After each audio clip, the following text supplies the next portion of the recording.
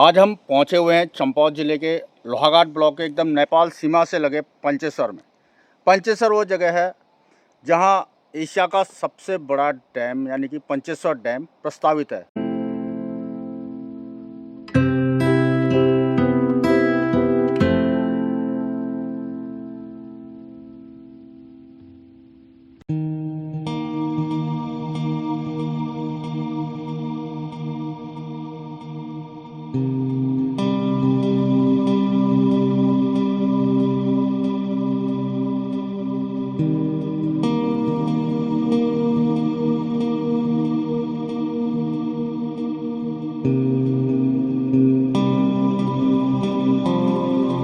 फिलहाल डैम बनेगा या नहीं बनेगा ये कुछ नहीं कहा जा सकता, क्योंकि फिलहाल कोरोना काल के बाद जो है पंचेसर डैम का कार्य पूरी तरीके से बंद हो चुका है।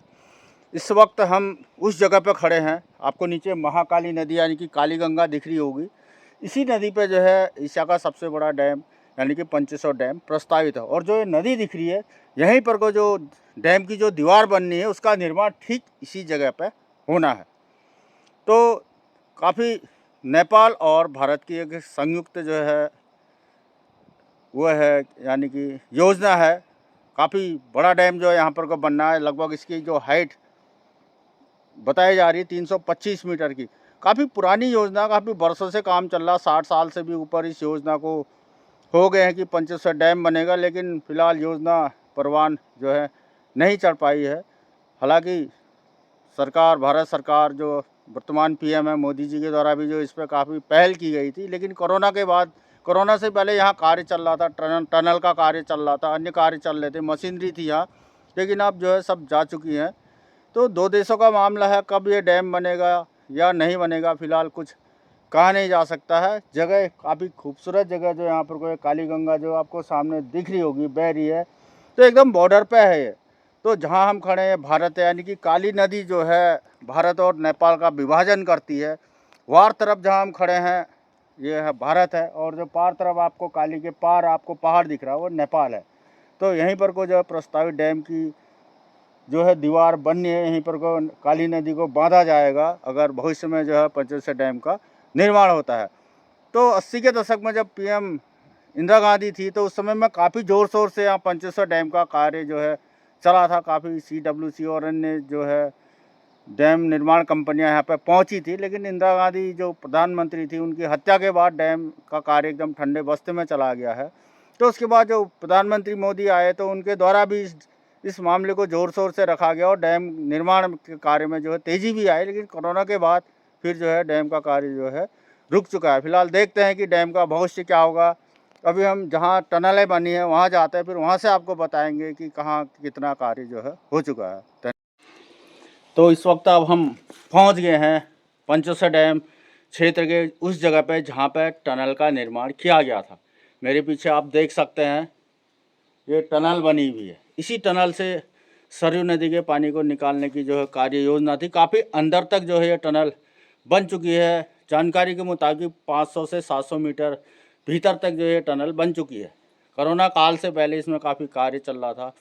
काफ़ी मजदूर जो यहाँ पर कार्य कर रहे थे और टनल का निर्माण कर रहे थे, लेकिन कोरोना काल के बाद ब्रेक लगा है। लगभग 3 से 4 साल हो गए तो यहाँ बिल्कुल भी कार्य नहीं हुआ है। टनल भी जो है अभी फ़िलहाल काफ़ी जर्जर हालत में, अंदर जो है पानी पूरा टनल में दिख रहा होगा कि पूरा पानी भरा हुआ है, पानी निकल रहा है इस टनल से। तो अभी अब कब डैम बनेगा, कब ये टनल का कार्य पूरा होगा, अभी कुछ कहा नहीं जा सकता, क्योंकि दो देशों का जो है ये मामला है। तो काफ़ी अंदर तक जो है टनल बनी हुई है। तो इसमें 2 टनल जो है, एक टनल इसके नीचे उसको भी दिखाएंगे आपको। 2 टनल जो है भारत में बनी हुई है और लगभग 3 टनल काली नदी का पानी निकालने के लिए नेपाल क्षेत्र में जो है बनी हुई है। तो ये टनल है, इसमें कार्य जो है अभी फ़िलहाल बंद है और भविष्य में जब भी कार्य चलेगा इस टनल का निर्माण पूरा किया जाएगा और सरयू नदी का पानी जो है इस टनल से निकाला जाएगा। तो काफ़ी अंदर तक है, काफ़ी अंधेरा है इस टनल में। अगर अंधेरा नहीं होता तो आपको अंदर जाके दिखाया जाता। जब कार्य चल रहा था तो तब इसमें लाइटिंग थी तो अंदर तक जो है पूरा नज़ारा दिखता था। तो अभी फ़िलहाल काफ़ी अंधेरा है, अंदर कोई जानवर या जहरीले जानवर भी हो सकते हैं। फ़िलहाल हम आपको बाहर से दिखा रहे हैं। इसके बाद हम आपको पंचेसर डैम की अन्य जानकारियाँ भी देंगे, दिखाएंगे। धन्यवाद। तो ये है दूसरी टनल जो भारत की साइड में बनी है, यानी कि भारत में बनी हुई है।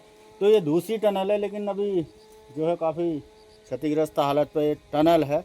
तो देख सकते हैं आप अंदर, काफ़ी अंदर तक जो है ये टनल जो है बन चुकी है, एकदम महाकाली के किनारे। तो यहाँ से भी जो है नदी का पानी, जो सरयू नदी, उसके पानी को जो है निकासी की जाएगी। लेकिन अब फिलहाल कब होगा, कब डैम बनेगा, इसके बारे में कुछ नहीं कहा जा सकता है। तो अभी हम आपको ले चलते एकदम महाकाली नदी के किनारे, बाकी डैम की जानकारी आपको वहाँ पर देंगे। धन्यवाद।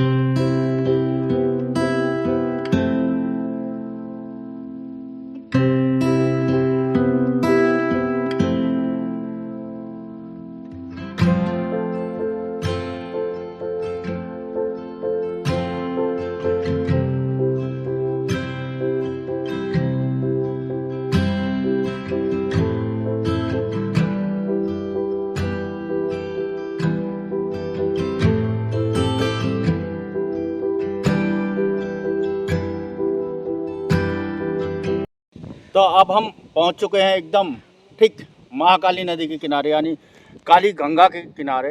तो देख सकते हैं इस तरफ हम भारत पर खड़े हैं और सामने जो है ये नेपाल दिख रहा है। और मैं आपको दिखाना चाहूँगा, जो सामने आपको एक दिख रहा है वो भी जो नेपाल का गेज हट है।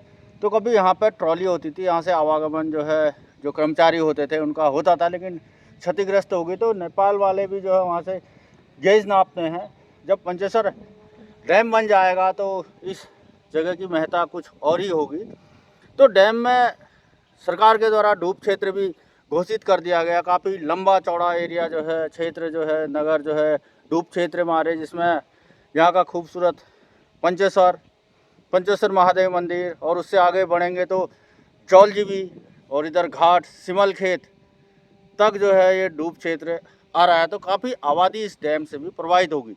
जो स्थानीय निवासी हैं वो डैम के विरोध में है। उनका कहना है कि डैम जो है किसी भी हालत में नहीं बनना चाहिए, क्योंकि हमारी ये पुरखों की धरती है, उनके मंदिर हैं, उनके देवी देवता हैं, और कई पीढ़ियों से वो लोग यहाँ जो है निवास कर रहे हैं। अगर डैम बनेगा तो उन लोगों को अपना घर बार सब छोड़ना पड़ेगा। तो स्थानीय लोगों का कहना है कि डैम नहीं बनना चाहिए। उनका ये भी मानना है जो यहाँ पंचेश्वर महादेव हैं, पंचेश्वर महादेव की कृपा से यहाँ जो है डैम जो है नहीं बनेगा। तो विरोध भी है, क्योंकि काफ़ी लंबा चौड़ा क्षेत्र जो है डैम के डूब क्षेत्र में आ रहा है, और डूब क्षेत्र भी जो है तय कर दिया गया। दूसरा, डैम बनने से ये भी नुकसान है, अभी देख रहे हैं आप पूरा हरा भरा पूरा जंगल है। तो काफ़ी लाखों करोड़ों पेड़ों की जो है इस डैम के बनने से बलि चढ़ेगी, पर्यावरण को भी नुकसान होगा। दूसरा, जो यहाँ कई जलीय जीव जंतु पाए जाते हैं वो विलुप्त हो जाएंगे, जिनमें गोल्डन महासीर है या अन्य मछलियाँ हैं या अन्य प्रजाति हैं। तो काफ़ी नुकसान जो है यहाँ पर को होगा। लोगों का कहना है कि सरकार ने डैम नहीं बनाना चाहिए। अगर बनाते भी हैं तो छोटी छोटी परियोजनाओं पर बनाया जाए। आजकल बिजली बनाने के जो है अन्य उपकरण भी हैं, अन्य जो है योजना भी है, अन्य तकनीक भी है कि बिजली जो उनसे उत्पादित हो। अब उन्होंने कहा कि डैम बनाने की जो तकनीक है काफ़ी पुरानी है।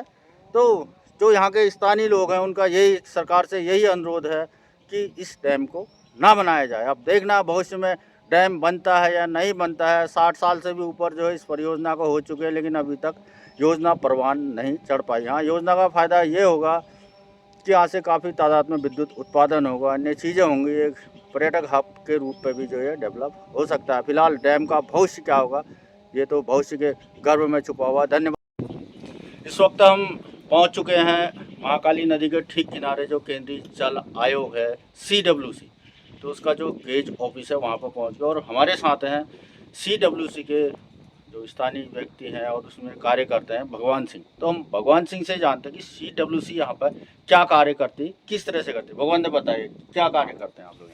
CWC सर पानी का मापन करती है, पानी नापती है। गेज जो होता है पानी का अप डाउन होता है, उसकी रीडिंग ली जाती है। और सुबह जो है कि डिस्चार्ज वगैरह होता है, नदी की गहराई और बहाव का करंट, ये चीज़ें जो है कि मतलब मशीन द्वारा नापी जाती हैं।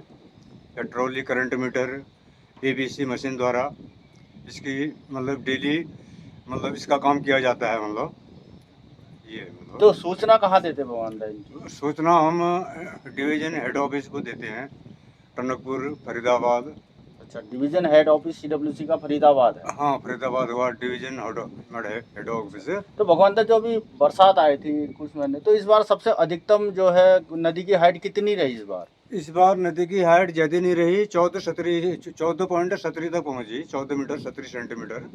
तो इसकी मतलब जाएगी फुल मतलब फ्लैट आई इस बार मतलब। अच्छा, मतलब पिछली बार ज़्यादा चढ़ा था। पिछली बार ज़्यादा था, पिछली बार आपका 18 करीब की पहुंच में करीब पहुंचा था। जो खतरे का मापन करते हैं, मतलब कितना माना जाता है कि नदी खतरे से ऊपर है भगवान? खतरे का मानक है 20 मीटर 70 सेंटीमीटर। अच्छा, 20 मीटर 17 सेंटीमीटर से जब पार करती तो नदी खतरे से, फिर खतरे के ऊपर है तो मतलब। जब नदी खतरे से ऊपर बहती तो फिर आप लोग क्या कार्य करते, क्या सूचनाएं देते उसे? हम अपनी डाटा डिटेल देते रहते हैं आगे को अलर्ट करते होंगे अलर्ट ना? करते रहते हैं मतलब अधिकारियों को, ऑफिस में हर जगह देते रहते हैं मतलब हर घंटे का मापन देते हैं, 24 घंटे का। ये हमारा 1 जून से लास्ट अक्टूबर तक ये हॉर्ली गेज होता है हर घंटे का, 24 घंटे 24 हर घंटे का होता है। तो अभी अब नदी का पानी उतरने लग गया है। जी अभी कम हो रहा है पानी, अभी पानी कम हुआ है। अभी गेज रीडिंग हमारी है 5.68 सेंटीमीटर में है सर अभी। 5.68। तो भगवान यहाँ पर ड्यूटी कितने घंटे की रहती है आप लोगों की, कितने लोग हैं यहाँ पर? ड्यूटी सर 8 घंटे की रहती है हम लोगों की। हम लोग वैसे यहाँ पर 2 लोग नाइट में हैं, एक आदमी दिन में है। 8 से 4, 4 से 12, 12 से 8। तो इसी में रहते हैं आप यहाँ? जी इसी में रहते हैं सर। डर नहीं लगता रात को? नहीं डर नहीं लगता है सर, वैसे डर भी लगता है तो क्या करें, मजबूरी है, नौकरी है, अपनी ड्यूटी है तो करनी है। जानवर वगैरह भी आते हैं कभी कभार, हाँ, गुंडार वगैरह ये? जानवर भी दिखते हैं कभी कभी मतलब। हाँ, हाँ। इससे हम लोग को हम आदत बन गई है, यहीं पर रहते हैं। तो रहने वाले कहाँ के वो अंदर? रहने वाले यहीं के हम ग्राम सभा सेल हुई, हाँ। ग्राम सभा सेल तो खेत पटौली। अच्छा, मतलब CWC से आपको यहीं पे जो है रोजगार उपलब्ध कराया गया? जी यहीं पर है सर, लेकिन हम मतलब फुल उसमें नहीं है, हम कॉन्ट्रैक्ट बेस वाले आदमी तो हैं। जिसमें भी है रोजगार उपलब्ध जी, घर पे। जी, तो भगवान यहाँ डैम का कार्य भी चल रहा था, कब से बंद है ये? डैम का तो सर ये तो 1962 से जो है कि ये चलता आया है। इसका मतलब उतराव चढ़ाव, हाँ, कभी हाई होता है, कभी लो हो जाता है। हाँ, फिर ये 2 देशों का है, भारत नेपाल का। हाँ, इसमें जो है कि आगे को ये मतलब चर्चाएं होती हैं, होते होते फिर चर्चाएं ढीली हो जाती हैं। तो वर्तमान में क्या है स्थिति? वर्तमान तो कुछ नहीं है सर, अभी तो ढीला है, अच्छा, अभी बंद है। अभी बंद है। हाँ, कितना साल हो गया लगभग, कोरोना के बाद बंद है सर? कोरोना के बाद बंद है। हाँ, तो कितना कार्य हो गया, कितनी टनल है यहाँ पे बनी हुई है भारत में नेपाल में डैम के लिए? टर्नल तो बहुत हैं यहाँ पर, 10-11 नंबर रिंग तक हैं, मतलब छोटी छोटी डिप्टे हैं आपका 100-150 मीटर जी ऐसी हैं।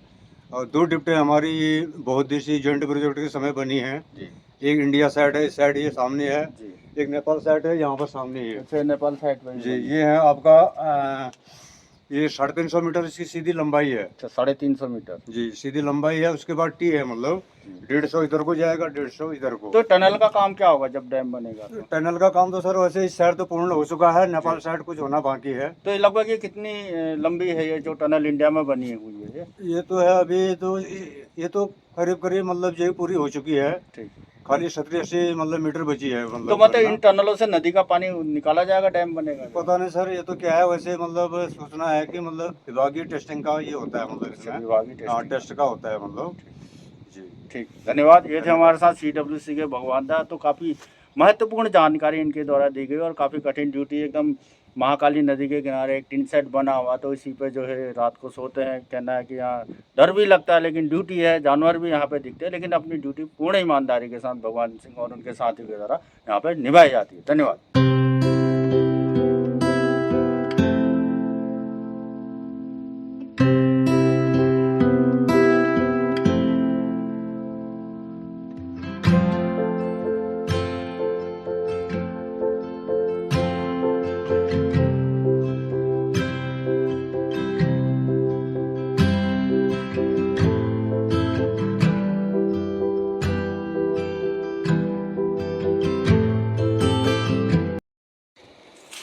अब हम पहुंच चुके हैं पंचेसर के उस क्षेत्र में, उस डैम क्षेत्र में, जहां पर जो है ट्रॉली का प्लेटफॉर्म है। ये वो ट्रॉली है जो भारत को जो है नेपाल से जोड़ती है, लेकिन यह आम आदमियों के लिए नहीं है। तो आप देख सकते हैं ट्रॉली नेपाल साइड पर खड़ी हुई है, कभी ये भारत साइड पर खड़ी रहती है तो कभी नेपाल साइड पर खड़ी रहती है। इन तारों के ज़रिए इस ट्रॉली के माध्यम से जो यहाँ डैम क्षेत्र के वर्कर्स जब कार्य हो रहा था तो नेपाल जाते थे, महाकाली नदी को पार करते थे। अभी भी जो यहाँ CWC के कर्मचारी हैं उनके द्वारा और नेपाल के जो कर्मचारी उनके द्वारा इस ट्रॉली का उपयोग किया जाता है। तो काफ़ी रोमांचक सफ़र जो इस ट्रॉली का रहता है।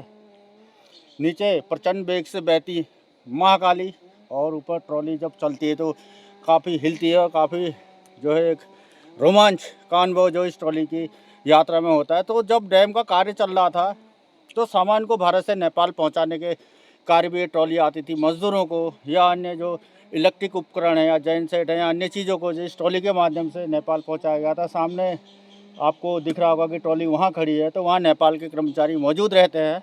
तो जो इंडियन साइड के CWC के कर्मचारी या अन्य कर्मचारी होते हैं उनको संकेत देते हैं सीटी बजा के या फ़ोन के माध्यम तो ट्रॉली को वापस भारत भेज देते हैं, जिसमें बैठ के जो है जो भारत के मज़दूर हैं या कर्मचारी वो जो है नेपाल पहुंचते थे और वहाँ जो कार्य करते थे। तो काफ़ी एक खूबसूरत जगह है यहाँ पर को, जहाँ पे ट्रॉली का प्लेटफॉर्म है।